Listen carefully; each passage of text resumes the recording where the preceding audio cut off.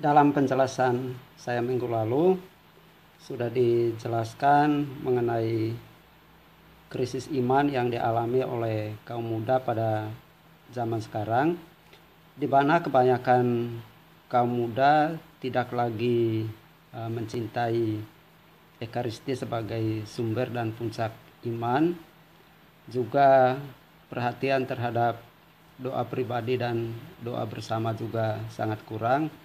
Lalu pemahaman terhadap iman dan ajaran gereja Katolik juga sangat dangkal.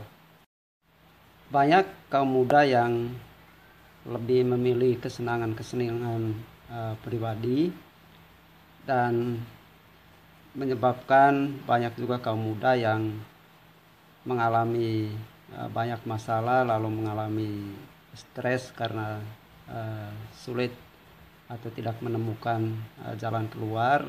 Lalu ada juga tindakan-tindakan bunuh diri dan tindakan-tindakan negatif lainnya. Maka dalam materi selanjutnya, materi kali ini akan dijelaskan bagaimana supaya kita mampu keluar dari krisis iman yang dihadapi. Karena itulah ikuti pelajaran ini dengan baik, dan semoga bisa membantumu dalam pertumbuhan dan perkembangan imanmu secara Katolik. Solusi terhadap krisis iman.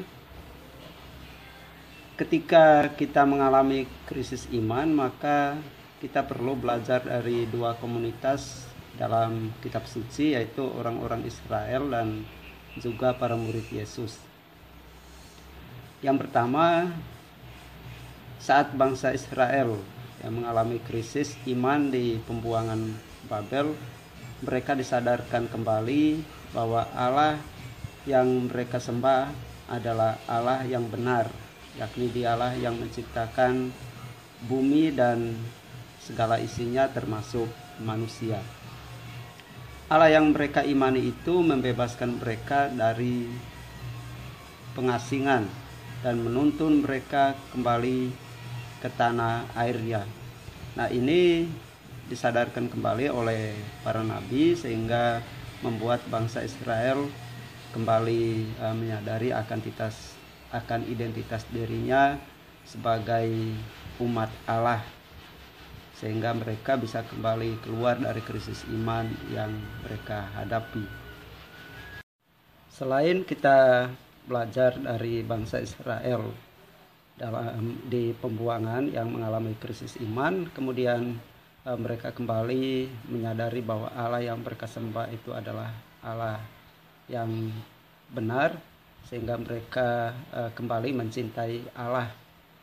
Kita juga perlu belajar dari pengalaman para murid Yesus, para rasul, di mana para rasul atau murid Yesus yang mengalami krisis iman setelah Yesus ditangkap dan disalibkan.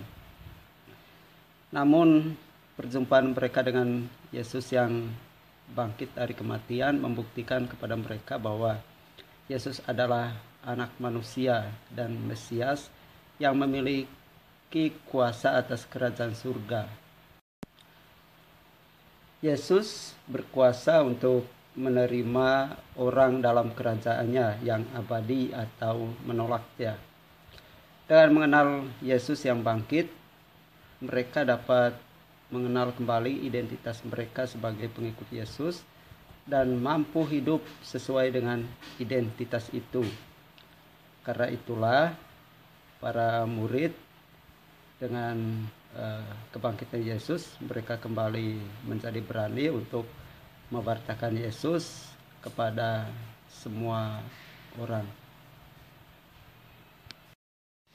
Dua komunitas dalam kitab suci, yaitu bangsa Israel yang mengalami krisis iman di pembuangan, dan juga para murid Yesus yang mengalami krisis iman setelah Yesus wafat. Kemudian iman mereka kembali bertumbuh setelah disadarkan bahwa Allah yang mereka sembah itu adalah Allah yang benar, demikian juga dengan apa yang dialami oleh para murid. Karena itulah kita juga perlu menyadari mengenai kebenaran Allah atau kebenaran akan Yesus yang kita imani. Karena itu kita perlu membaca beberapa teks berikut agar kita menemukan kebenaran Allah dalam hidup kita. Yang pertama yaitu kita membaca dari 1 Yohanes bab 4 ayat 7 sampai 21 yang mengungkapkan bahwa Allah adalah kasih. Ia mengasihi manusia dan menyatakan kasih-Nya melalui Yesus Kristus. Lalu yang kedua kita akan membaca dari Injil Matius bab 25 ayat 31 sampai 46 yang menyatakan bahwa Yesus adalah anak manusia yang berkuasa atas kerajaan surga. Lalu ketiga kita akan membaca dari Injil Lukas bab 5 ayat 1 sampai 11 yang mengingatkan bahwa di hadapan Tuhan kita adalah orang-orang berdosa tetapi dipercaya oleh-Nya. Dan yang keempat kita akan membaca dari Kisah Para Rasul bab 2 ayat 37 sampai 47 yang mengingatkan kita sebagai anggota persekutuan orang yang percaya kepada Kristus, yaitu gereja. Selain belajar dari dua komunitas di atas, kita juga perlu menyadari bahwa kita telah dibaptis. Dengan dibaptis, kita telah menjadi anak-anak Allah dan telah menjadi anggota gereja Katolik. Maka sebagai anak-anak Allah dalam hidup sehari-hari harus menunjukkan hidup kita sebagai anak-anak Allah yang selalu setia kepadanya, selalu mengikuti perintahnya, selalu rajin berdoa dan membaca kitab suci. Yang kedua, perlu mengikuti pelajaran agama Katolik yang difasilitasi oleh gereja.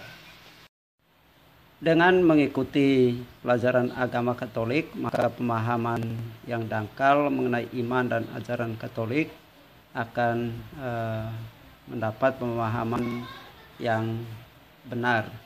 Karena itulah kalian akan semakin mencintai imanmu secara Katolik dan akan selalu setia kepada Allah.